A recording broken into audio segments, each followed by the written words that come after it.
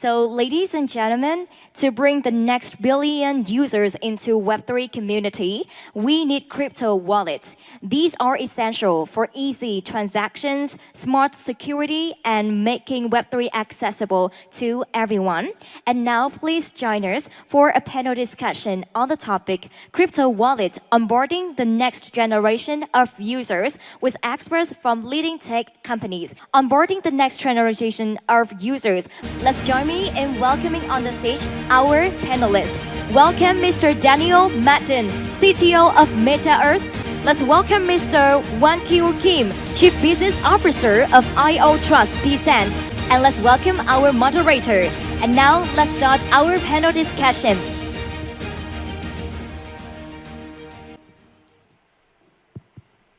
Hello. Yeah, all cool.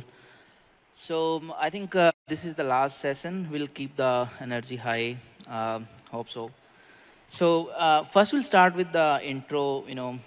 What you guys building in the crypto wallet space, and then I will ask more question. But the first question is as a founder of Decent Wallet, core team or CTO Decent Wallet, why hardware wallet make more sense, as there is so many wallets are coming, like MPC wallets are coming, right?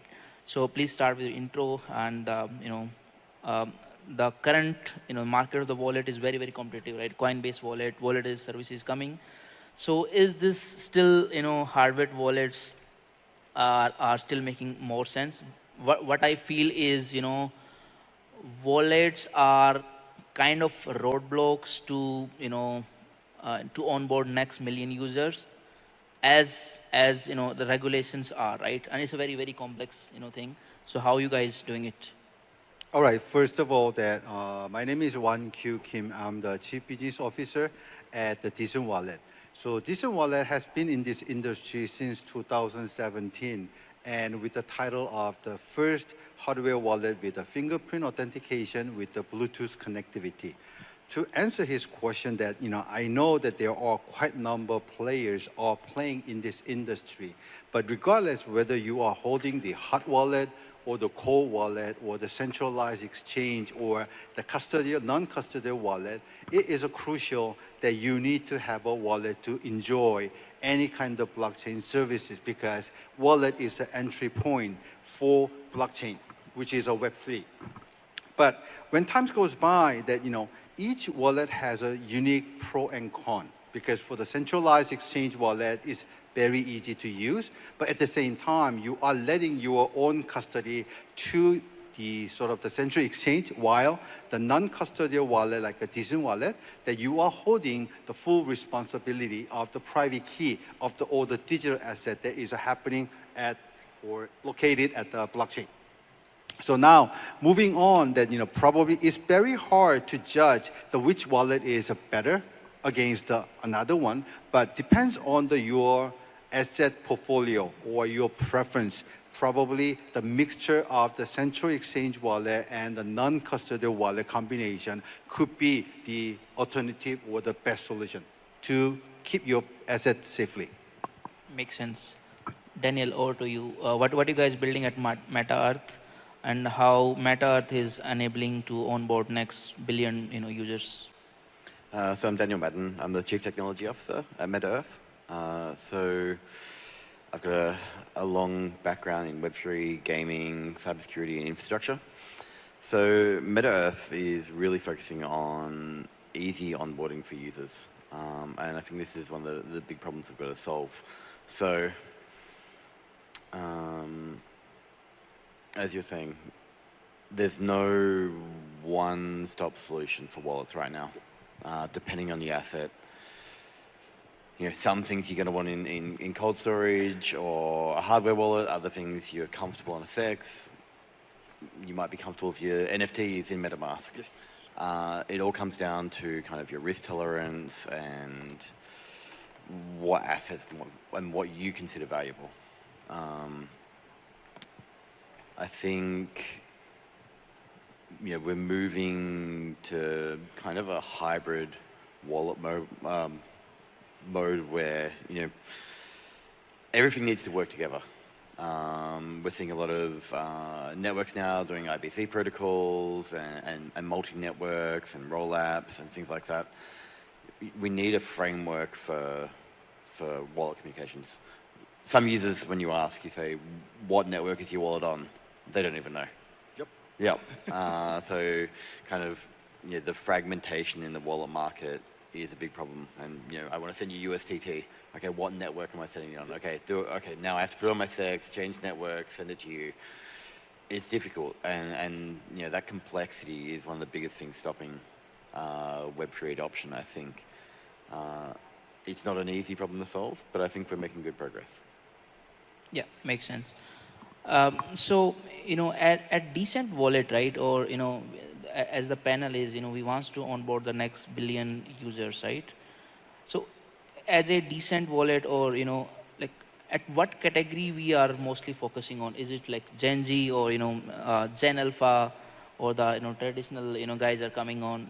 What's the main focus of the Decent, to onboard them? And the next is, as you guys decided, as you already build a very, good Decent Wallet, you guys are sponsoring the event also. What is the main thing you still feel as a, as a CTO of the Decent Wallet, the users are still, facing problem, to onboard into Web3 or to, install the new wallets and onboard, set their seed phrases and everything? Like, what are still there are some roadblocks that, as a Decent Wallet you feel, we should fix in next 1-2 years? All right, because from the presentation by the 13 years old entrepreneur, that was really overwhelmed. Yes. So now to answer his question that, who are our target customer? I would say this is the open for everyone, because it really depends on that, the type of asset that he's holding. Probably Gen Z is more open for the NFT or any kind of maybe sort of the meme coin, which has a very high return. But for the older generation like me, you like to have a sort of the stable and secure, where you're focusing on the major coin like a Bitcoin. So probably to answer his question that, I'm open and there is no restriction in terms of age or the gender perspective. And the thing is that this blockchain or each cryptocurrency is a very, very complicated. As Daniel mentioned that, if I want to send a USDT, which network that do I have to choose? Maybe someone has a USDT based on the Ethereum, or someone has a based on the Solana. So now, from the user perspective, that it's really hard to choose which network that has to be selected to send it. And how about the gas fee? You need to have a native token to support this gas fee to send the ERC20 token. So now, it is really fortunate that, we do see lots of layer 2, as well as the other service provider who are offering those comprehensive or the seamless so-called protocol in the back end. But the bottom line is the wallet is facing the individual customer, which means that we have to combine those kind of different protocol or message protocol to make it very easy to show the simplest or simple or the seamless user experience in front of individual user perspective. So probably account abstraction could be very, very good example, because instead of going through the 24 seed phrase or 25, setting up the wallet, and maybe you can just do the social login, and it will support the multi-sig sort of the security. And probably when it comes with the gas fee, then maybe you do not have to pay the Ethereum to send the ERC20 token, because this account abstraction feature already supported gasless transaction by the paymaster as well as a bundler. So we have a very long journey for the mass adoption, but bottom line is that we are very moving fastly, and soon that this mass adoption for the Web3 is going to become reality. Yeah, makes sense. So Daniel, same question for you. As we talking about to onboard next billion users, what's the main focus of Meta Earth? Like as you guys having, I was checking your product, you have multiple things like Meta Earth ID, Meta Earth Pass, right? So how you guys trying to enable to onboard next billion users, and as still you having these solutions, you still feel there is still needs to be done as a part of Meta to onboard these next billion users? So, I mean, the main problem for any project is the wallet problem, and that's not going anywhere. So, we've built MePass and MeID, our decentralized wallet and identity solution. So, if I go to my mum and I say, I need you to set up a crypto wallet, if you lose these 25 words, you lose all your money. Yep. That doesn't work. We need, as you said, account abstraction. We need wallets to start being more chain agnostic. Gas fees need to be simpler. I need to be able to just send money and transact when I want to, and not have all this friction. That's how we're going to get users, and what we're building with MePass solves a lot of those problems. It's not a perfect solution yet, but the first version of everything is never perfect. So I think we're making good progress towards our vision for what a Web3 wallet should look like. But I think one of the big things holding it back is standardization. There's a lot of modular blockchain networks out there now. There's a lot of IBC layers and layer 2s. Everyone kind of built their own communication layer for cross-chain communications. So now you have 10 different standards on how to communicate across different blockchains. We kind of need standardization in that space. So every wallet can adopt a more simple solution rather than having to adopt all 10 if you want to be chain agnostic. Absolutely, because the market standardization is very, very crucial.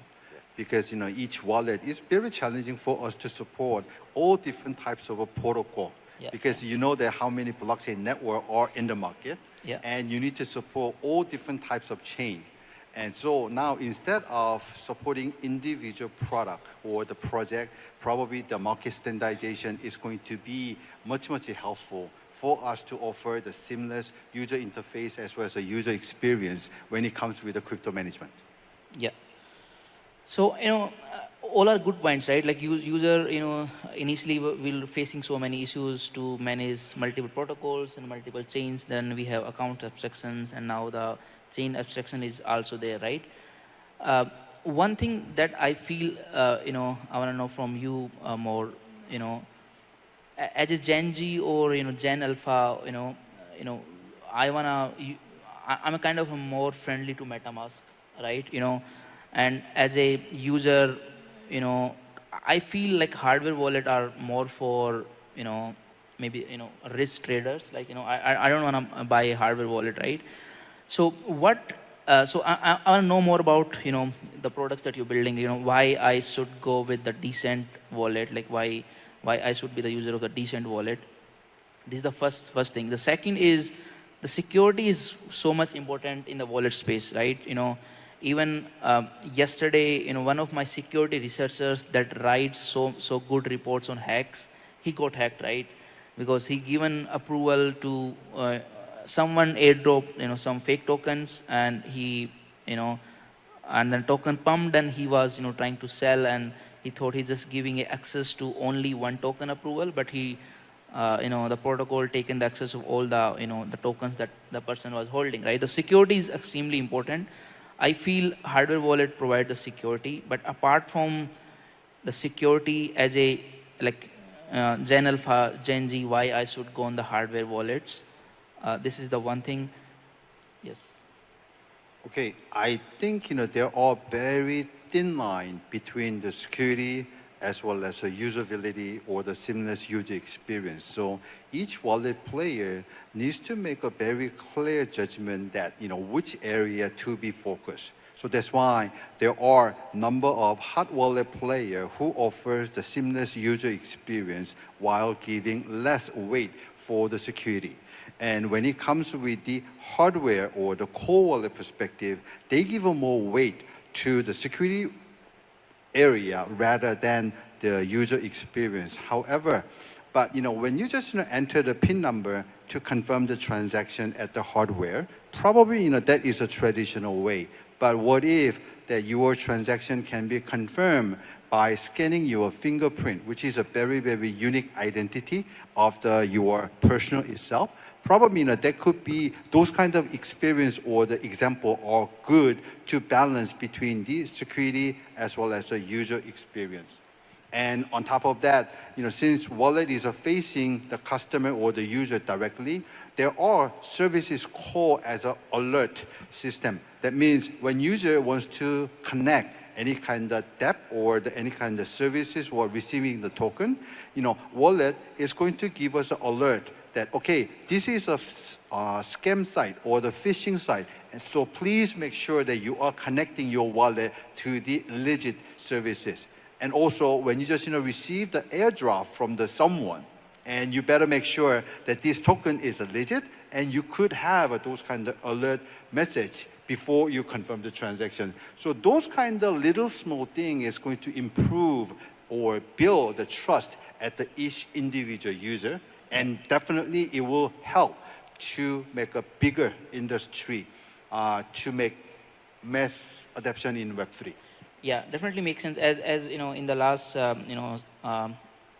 speaker session, as Hesky was also mentioning, if you go to any of the token on the DEX screener or anything, like there is one security score is coming, is the right token, is the meme coin to invest. I feel these kind of security scores are really making sense. As a security company, we also provide these kind of scores, like CoinGecko is also using our scores, and so many DeFi companies are also using our scores. Daniel, I want to ask you, one question. I want to go more in detail in your product. Why I should be user of Meta Earth, right? And I want to ask a very basic question, right? What's the difference between a wallet and a pass? Like you having the Meta Pass is a kind of a passport, right? Can I have only one kind of a wallet or passport, and it's kind of my passport to the complete, you can say, new digital asset world where I can do any kind of stuff? So yeah. So MePass is a wallet. Yeah. It's very soon to be an MPC wallet. So you can have that account of abstraction. You're not having to. You can do your seed phrase backup if you want. You can import it into a hardware wallet, things like that. But the big feature of MePass is MeID. So your account is tied to your actual verified identity. Now that's stored off-chain, and the encrypted hash is stored on-chain, and we use zero-knowledge proofs, so you can prove aspects of your identity, where you're from, your age, at your discretion. So that's good for security, because if people are, if someone's scamming you, they don't want their ID linked to their wallet. So if you're transacting with someone, or you can airdrop from someone whose actual wallet is verified and KYC'd, then you have a bit more trust in what they're doing. I think in the future of payments and Web3, unfortunately, we need to go down more of a KYC path, more regulation. If your bank account gets hacked, you can generally get the money back. Your crypto wallet gets hacked, good luck. Yeah. The other big problem we have is, phishing is so prevalent in Web3. Like, just saying, oh, get a hardware wallet or use multi-sig doesn't always work. Like the Bybit hack was a multi-sig. If you sign the wrong transaction, your wallet's drained. Yeah. If you're interacting with projects and contracts linked to KYC'd and verified individuals, then you have recourse. When you say, all my money went to this strange wallet, can you help me? No, I can't. Yeah. When you can say, my money went to this person, they scammed me, then you have legal recourse. And probably this seed phrase is the most complicated onboarding process that user needs to go through. And there are quite a number of cases that happen that someone has access for this seed phrase and making a clone wallet, and they just send your crypto to another address without I would say, telling you. So, I mean, having the self-custody is require full responsibility of managing your seed phrase, which is your private key.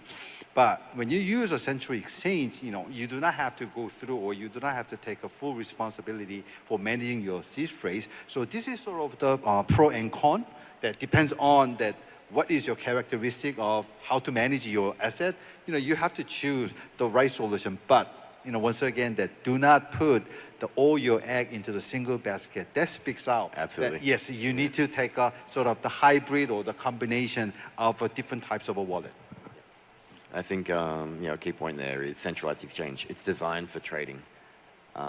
If you're holding assets, doing payments, do you need to be on an exchange? Maybe not. Really. Yeah. So I think good. So now the new thing is coming, right? Like US also passed the Genius Act, and more TradFi is coming to the crypto, right? So as a TradFi user, like should I definitely I'm going to care about my custody, and I may be going to care about if I am a institution, like what is the way of recovery of assets, right? I'm going to interact with so many assets are there, right? So as a decent wallet, are you guys building or maybe what's your view on that? Like, are we should build something like as a decent wallet? Are you guys thinking to build something like Fireblocks or like Privy? These are kind of a more wallet infra, or like more institutions wallets are coming. If you are an institution, right, how you are going to choose a wallet provider or as a wallet infra, and as a decent, how you guys doing it? Okay, because looking back this old blockchain history, I think when it comes with the mass adoption, there are two remarkable sort of the announcement or decision happened in this industry. The first one was the ETF approval. That means that all the institutional companies are invited to manage or to involve with all these cryptocurrencies, starting from the Bitcoin. That was the first one. And the second one was the Genius Act that was announced in the last month, emphasizing about the stable coin. Because what happened was that all the cryptocurrency were challenged by the rest of the world that, okay, your cryptocurrency is not or cannot play as a sort of the method of the payment because of the price fluctuation. But with the stable coin that pegged with the fiat money, I think that one has been already resolved. That's why there are quite a number of announcements as well as discussion is happening based on the stable coin, which could be considered as a sort of the killer app. But from the wallet perspective, that we believe that this stable coin is a sort of the infrastructure. In other words, that this is a highway that you need to build all different types of services based on the stable coin that is already happening, such as the payment or the cross-border transfer, or like maybe this kind of, I would say, sort of the payment can be done through the stable coin, which reduce the fluctuation of the price. And there are quite a number of people are already familiar with the digital payment, such as scanning the QR code. You do not have to learn how to send your money to the other address. So now, when it comes with the stable coin, it's almost the same thing, because I think this service is going to be the killer app for the mass adoption. So moving on, that probably we are going to be in another level. But still, there are homework from the wallet perspective side that you need to make sure to offer the seamless user interface as well as a user experience, so that people do not have to worry about which network they have to choose to send a stable coin to another address. Makes sense. I was reading a report by Coinbase around stable coins, and the first thing that they mentioned was how we can fix the wallet UX. I think wallet UX is the biggest roadblock in crypto adoption than the regulations that I feel, and that we need to fix as a Web3 ecosystem. Daniel, for you, what's your view on the same question? Like, if institutions are coming and TradFi is coming, what you feel we still lacking in as a wallet infra that we should make better? And do you guys have, like, currently I can see you targeting more retailers or traders? Do you plan to build something around the institutions and the TradFi companies? I think verification, regulation, it's the way everything is going to go in crypto.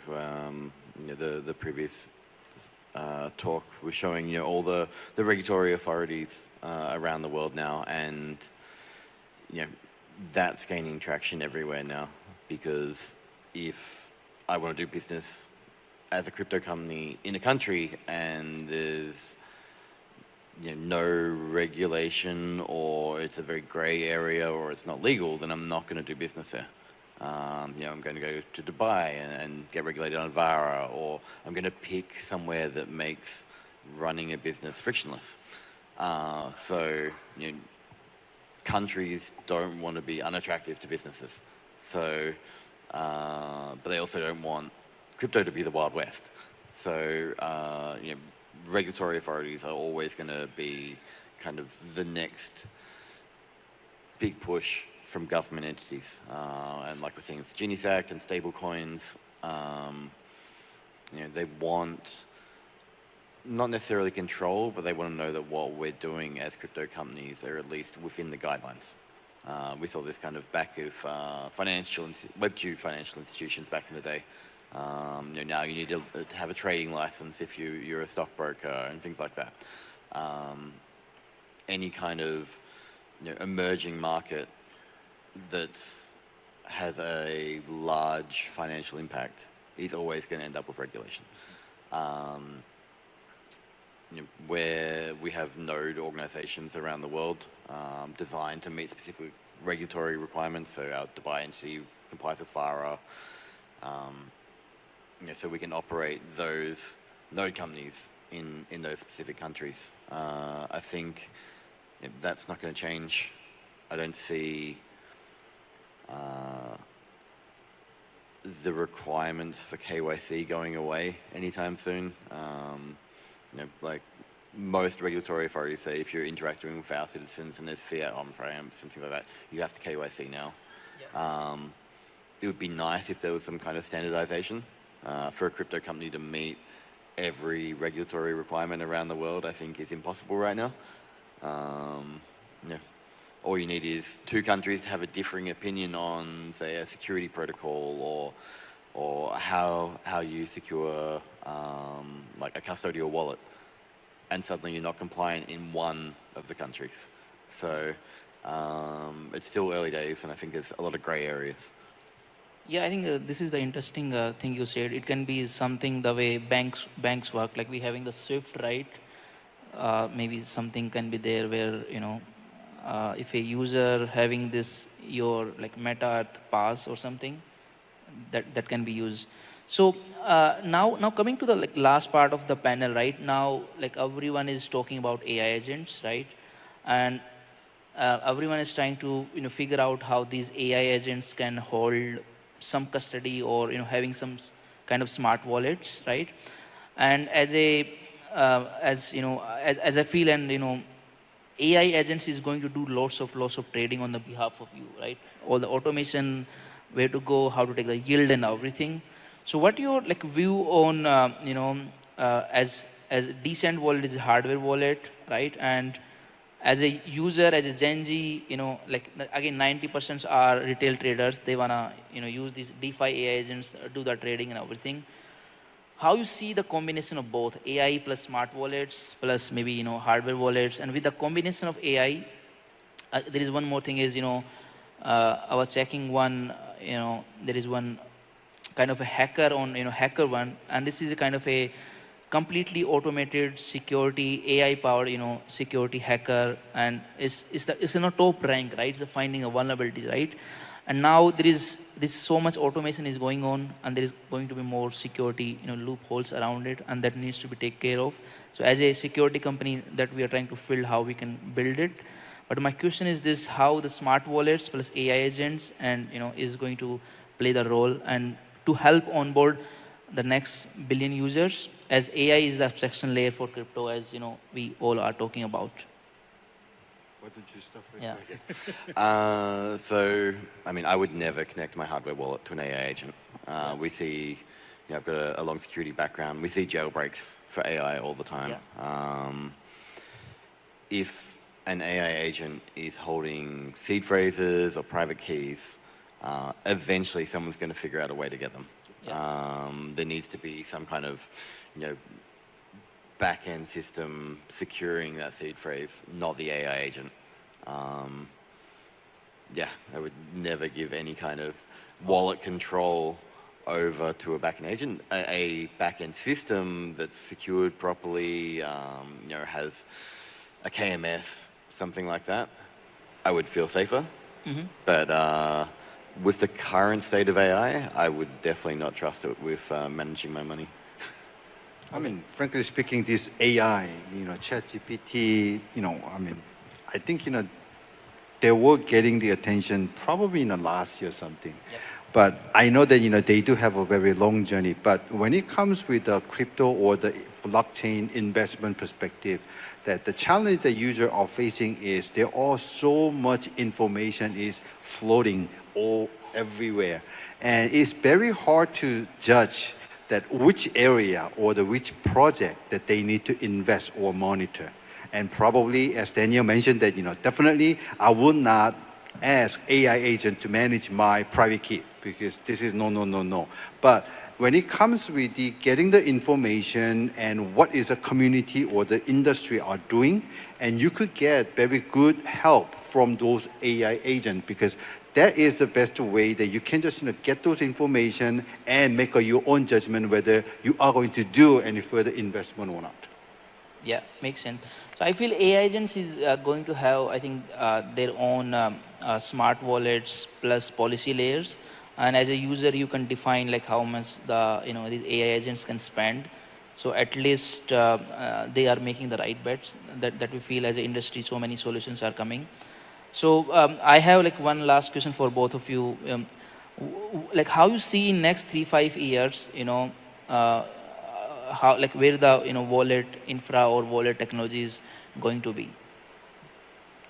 Because I know that there are quite a number of wallet players in this industry, but to make it very clear that we have to grow our industry rather than the competing each other.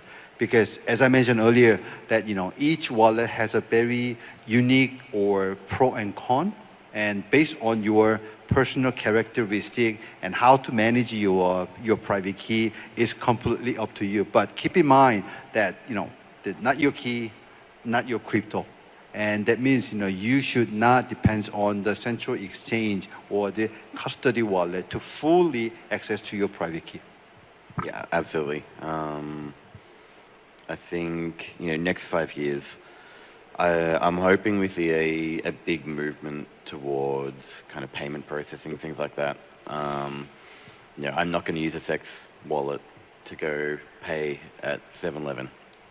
I'm going to use my own wallet. Yep. Now, whether that's, we start seeing hardware chips in phones to help secure wallets, so your phone becomes your hardware wallet.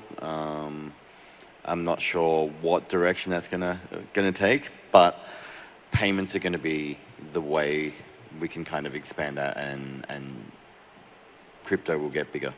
When I'm traveling, I travel a lot. You travel a lot for work. If I can pay in crypto in every single country I'm at, I've got USDT, it does all the currency conversion automatically. That's a game changer for me.